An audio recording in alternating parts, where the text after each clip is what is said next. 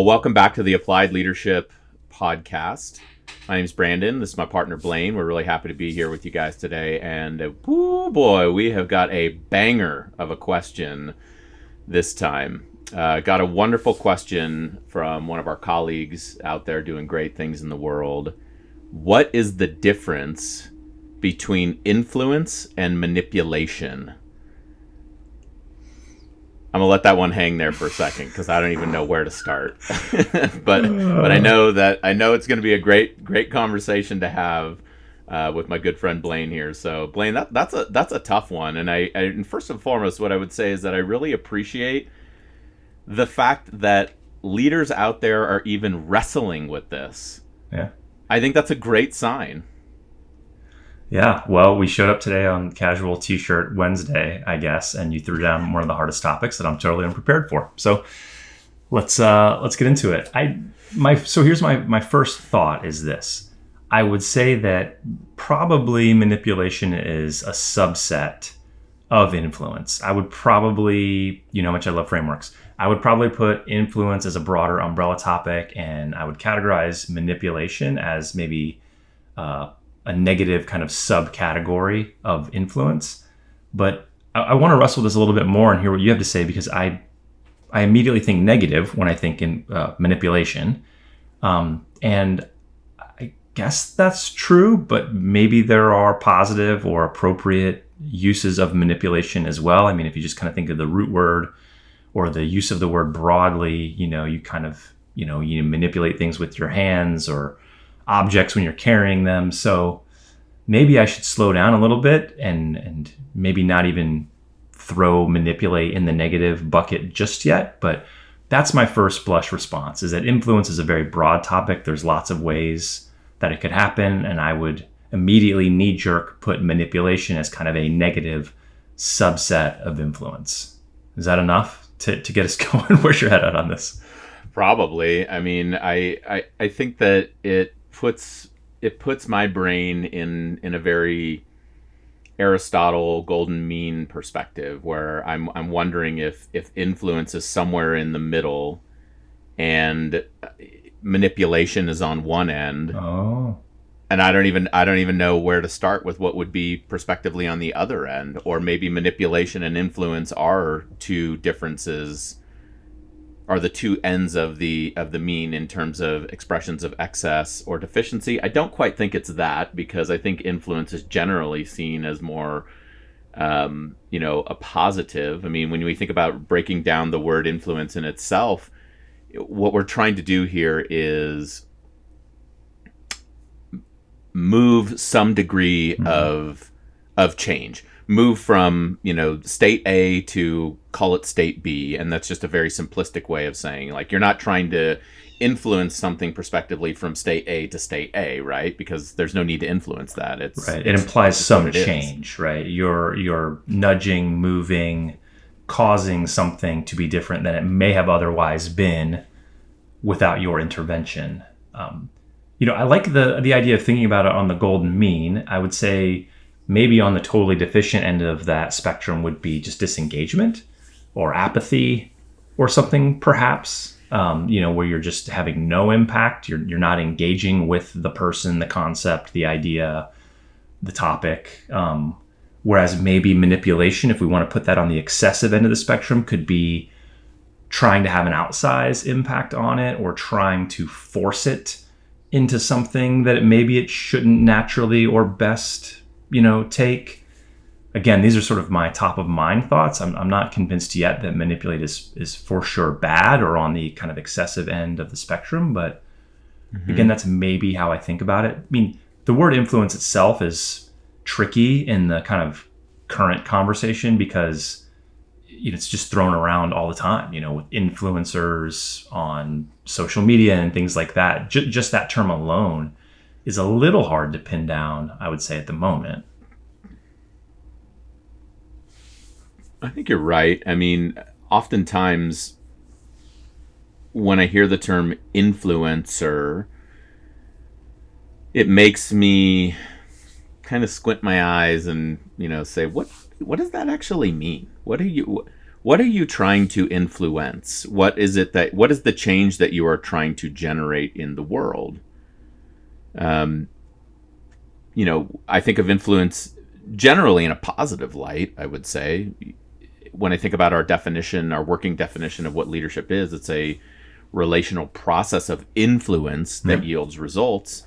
And we could say this tends to lend me a little bit more towards your perspective that perhaps influence is the umbrella, and there might be manipulation under that. There might be coercion under that. There might be, I'm trying to think of what other words might come under that, or behaviors. So I don't know yet myself, but Threaten, I'm at least... Right, if you want to stay negative. Sure, threaten, reward. I don't know. I mean, and in some senses, we're kind of getting into these, what have been codified, if you want to call them, as bases of power, loci of power, from work that two social scientists, French and Raven, did back in the 50s, 60s. But getting back to the stream of thought here, what it reminds me is that in leadership, your influence can lead to positive or negative outcomes. Sure. We say all the time, like, all leadership is good for learning. You can learn the kind of leadership that you maybe want to emulate. You can learn the kind of leadership that you don't want to emulate. It can be useful, though it doesn't necessarily mean that it is, and I hesitate to get so black and white, good or bad. Yeah. There's often a lot of nuance here, and I think that's the point that you're pointing out here, is that maybe it's a little more nuanced than just saying manipulation is bad.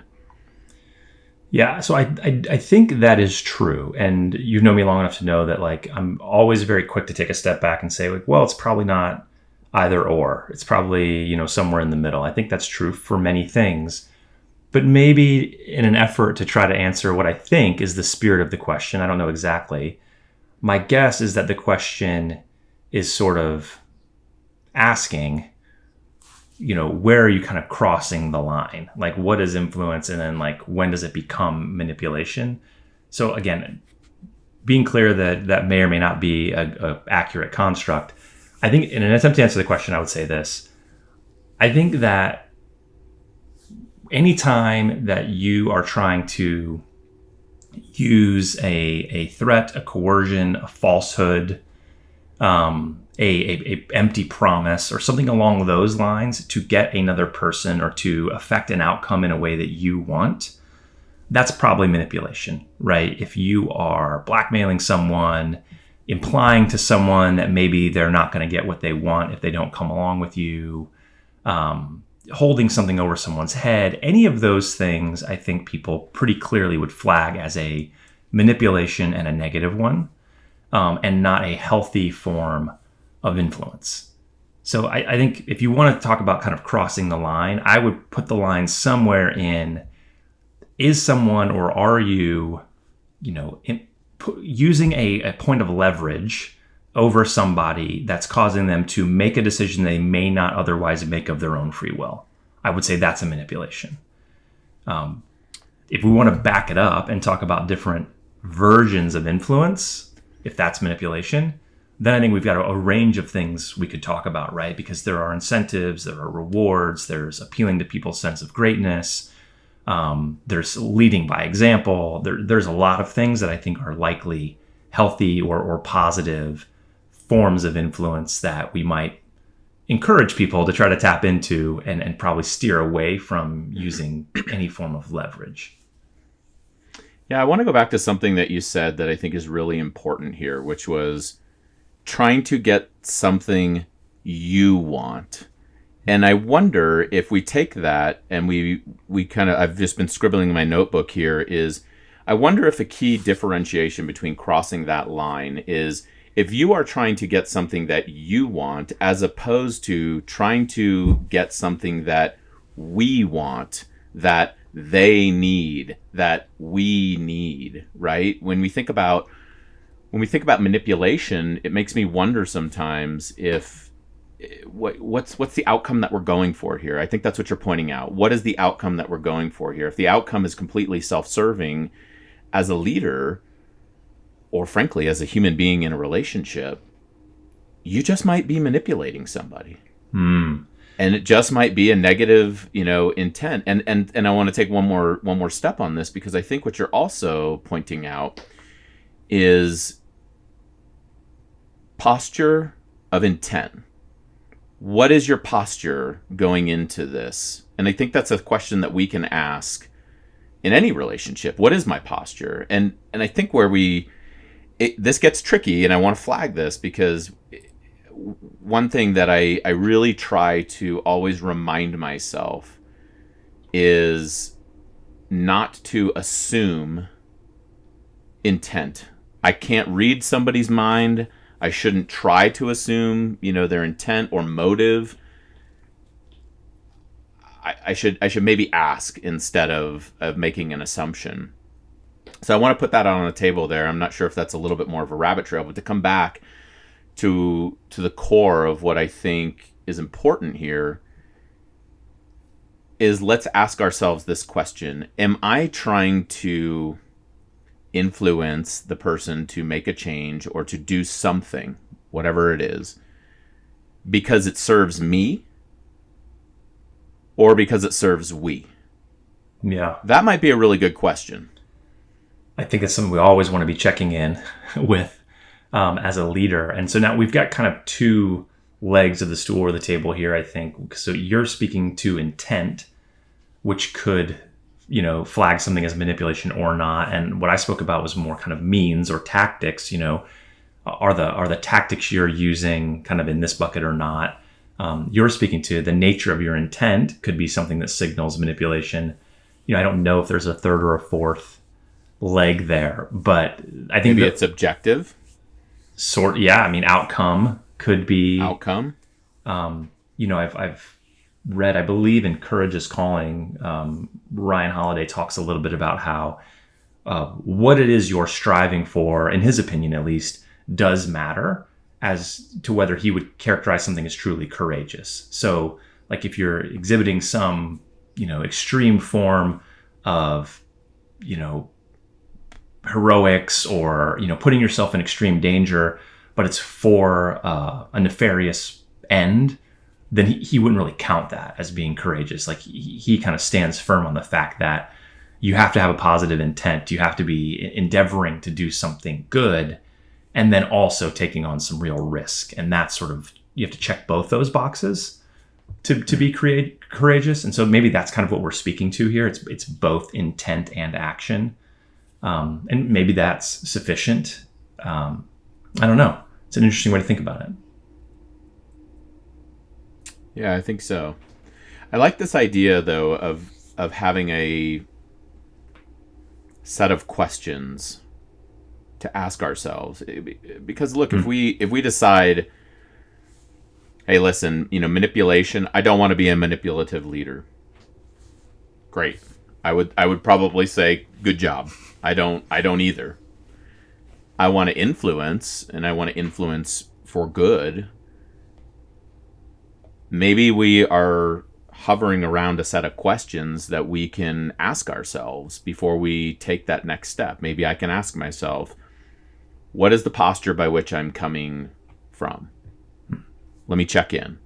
Am I angry? Have I been very thoughtful about this?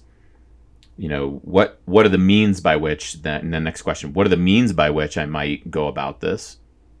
Do I want to have a conversation with somebody? Maybe it's time for a difficult conversation. Do I want to write a note? And I think, well, that's actually a little bit more like method, but means, I think you're pointing out, if I'm going to ask myself, what are the means? Is it through appealing to their sense of greatness? Is it through coercion? Is it through reward? Which isn't necessarily all bad, right? Sure. What is it? What is the means that I am, that I'm going to? I mean, we talk to a lot of sales professionals and sales leaders, right? Yes, we do. If you don't have a reward in compensation, if you don't have a comp plan that aligns to your efforts, well, maybe you do feel manipulated. Yeah. You know? Or if it changes all the time. I mean, we see a lot of this, that I know I've heard you kind of rail on this at length at times, that if there's a goal, a target, and there's a comp plan, then that sort of is what it is. And there's always an opportunity to, within reason, reevaluate things and make some adjustments. But if it feels like, the goals are changing regularly or the comp plan is changing regularly, we've been there. You and I have been sales professionals where it seems like, boy, as soon as everyone started crushing their number, suddenly the commission structure changed. You can, all of a sudden the comp plan was capped. Yeah, you can feel a bit manipulated. However, we've also seen this work really well where an organization has said, one of our clients I'm thinking of has said, hey, we've got a real market opportunity in this particular area right now for the next 3 months or 6 months. And we want our people to feel motivated to go out there and seize this opportunity. And so we're going to add an additional layer to the comp plan and pay them kind of double commission on these types of sales kind of thing.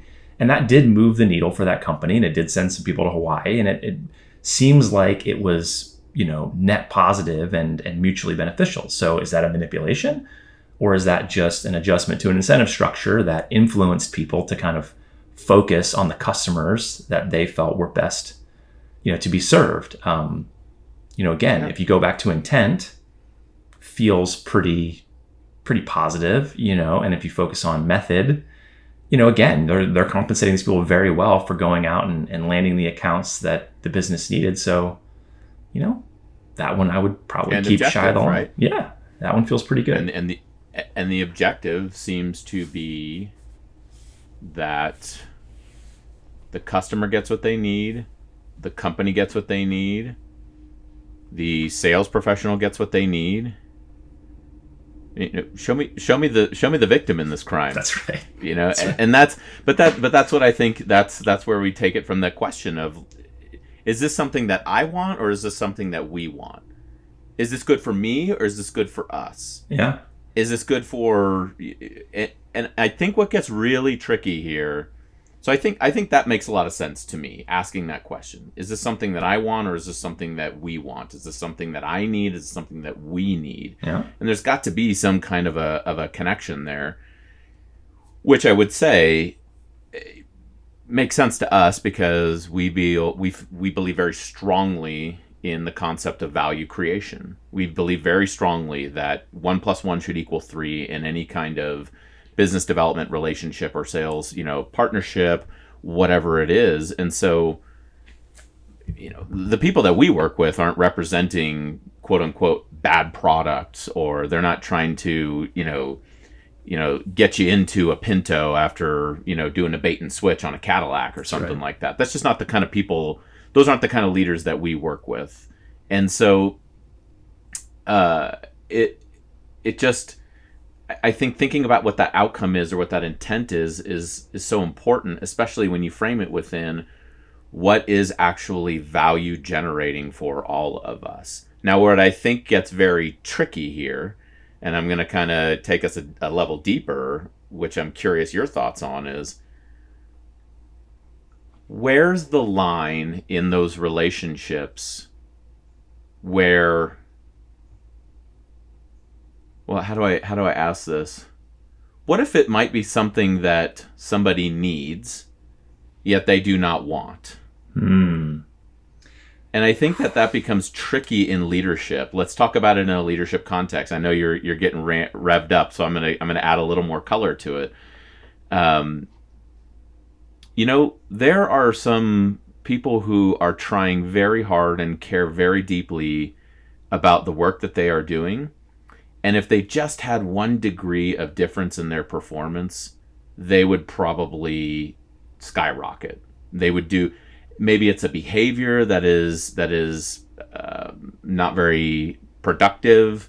Maybe it's a tactic that they're using or employing out there, in the field. Just because we were talking about sales leaders and sales professionals, you and I both know that one of the most common parts of the business development process that's missed is actually just asking for the business. And so what I'm saying is what about those situations, whether it be in a leadership setting or in a relationship where you can sit there and say, you really need to start asking for the business. And yet they feel like, I don't want to do that, or that's not, that feels icky to me, or I feel like I'm crossing a line. There's a difference that I'm making, and it might not be a good example, but it at least is a present one that we've seen a lot, especially coming off of, some sales trainings we've done in the last couple months here, where the question that I would like, to consider is, how do we go about that process, and how does it relate to influence or manipulation when there is a behavior change that needs to happen for whatever reason, but the person perceives that they do not want it to happen. Yeah. Or maybe they don't know. So this is super juicy. I'm going to try to take it one part at a time. So I would say, first, this idea of a salesperson not wanting to ask for the business because they're terrified of being manipulative is akin to, leaders not wanting to provide good direct guidance because they don't want to be micromanagers, right? There's a lot of unnecessary sort of fear around that. And so the way I might try to ease, whether you're a kind of an operations leader or a sales leader, the way I might try to ease your mind is to say this. First of all, it would be manipulation, in my opinion, if there is a misrepresentation or a falsehood involved, right? Which could include tapping into someone's sense of FOMO in a way that's not completely true. Like, this deal's going to expire. There's only so many left. Come get it right now. Like, we see a lot of that on the internet, and you even see it in person-to-person sales, where you create kind of a false sense of scarcity to try to get someone to act more quickly than they might prefer to, rather than like taking more time to consider the decision. That's a manipulation in my view. There's a misrepresentation or a falsehood involved. So I would say, if you're a professional and you are not misrepresenting anything or offering any falsehoods, and you're just sort of telling the truth, I don't think there's any trouble in being a bit more forceful or direct or that kind of thing. So that's one piece. The second piece, though, that I think is important to realize here is that, there's this old saying in marketing that you and I are familiar with, which is, you sell people what they want, then you give them what they need, right? And so this is the one where I get a little unsure of my own instincts here, because, I think about things like health, wellness, training, things that you and I are involved in kind of outside of work. And I believe pretty strongly in, you give someone a program, a system, that kind of thing that appeals to, it sounds interesting to them. Maybe it doesn't sound that hard to them. Maybe it sounds a little sexier to them than the kind of what they, the chicken breast and broccoli solution. And so you're kind of giving them what they want. That gets them excited and moving and breaks that friction. But then really it's kind of like, lean meat, vegetables, and back squat and deadlift. And boom, they have amazing results, right? So that one for me gets a little trickier for a couple reasons. For one, I'm always hesitant to misrepresent anything like I talked about. But for two, as I've gotten older, and you and I were talking a bit about this before we kind of went live, just in my personal life, I'm trying to be better about presuming that I know what's best for people. And so, I have to be more careful than maybe I have in the past at presuming that I know what's good for anybody. And then trying to sort of Trojan horse my way into a healthy habit change for a sibling or a kid or a friend than perhaps I was in the past. So I can think of positive examples where that's happened, whether it's in the business setting or in the personal setting. But I think we need to be really careful about that sort of Trojan horse or bait and switch, or kind of sell them what they want and give them what they need. Because even if it's completely altruistic, and even if you feel very confident that if they purchase this product or implement this system or do this program, it will definitely yield good results for them. We say all the time, people are smart, and we gotta remember that. And maybe we just need to challenge ourselves to use a little bit more precise language, or get our message a little bit better suited for that audience, to where we're totally clearly representing what it is we're offering, but in a way that will appeal to them without having to kind of mask or disguise it. This is sort of stream of consciousness, but this is really making me think here. No, it's making me think a lot too. I mean, you're really, you and I talk about this frequently, and I definitely agree. Like I should always remind myself of what I believe Marcus Aurelius said, which is that feel no pressure to judge, everything, because not everything is asking you to be judged by you. And I think that that's good advice. Obviously, it's wisdom. It's a reason why it's been around for millennia.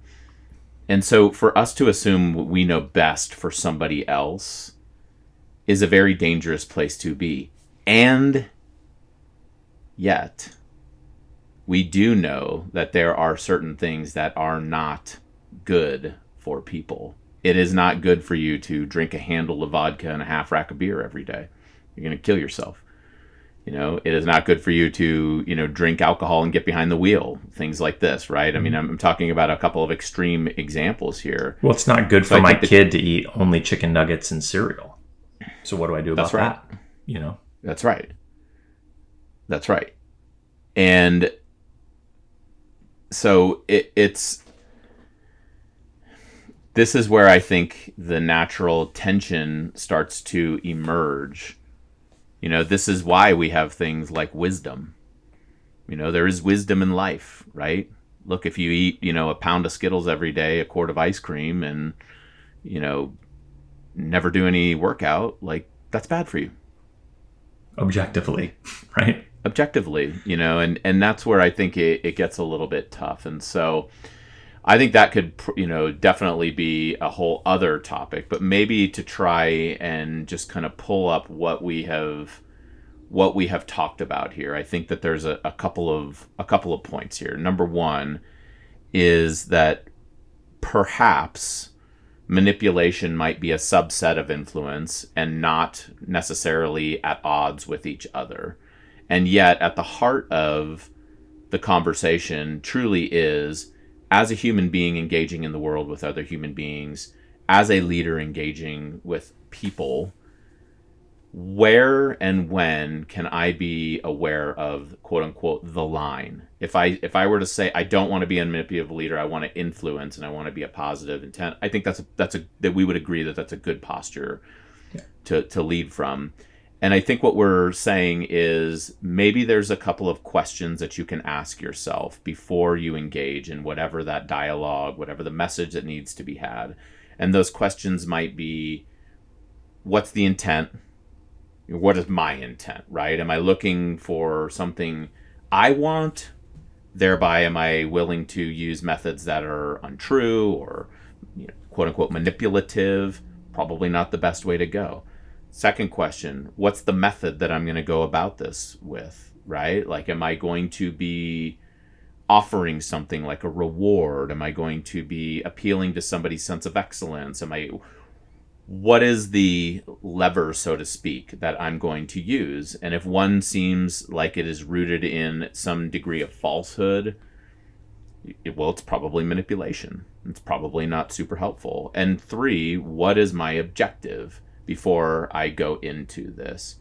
And again, it's a little mucky in terms of intent, but really, like, where are we trying to get to? Is this ultimately something that we are trying to get to that is going to create a positive state, some kind of a degree of positive change or improvement, or not? Or is this just something that maybe even won't, serve any prospective purpose? Because I think that's another thing that leaders, we as people need to always ask ourselves before I speak. Why am I saying this, right? Or what is it, does this need to be said?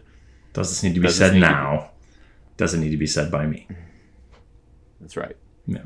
So those I think are a good place to kind of end this discussion. We'll continue talking about this indefinitely, I'm sure. It's a good one. Absolutely. It is a good one. But thanks again for listening. We hope you found this useful, this kind of window into the lab. This is how Blaine and I create all the time. If you have a question, please drop it to us. You can do that at contact@appliedleadershippartners.com. We'll see you next time. All right. Thanks.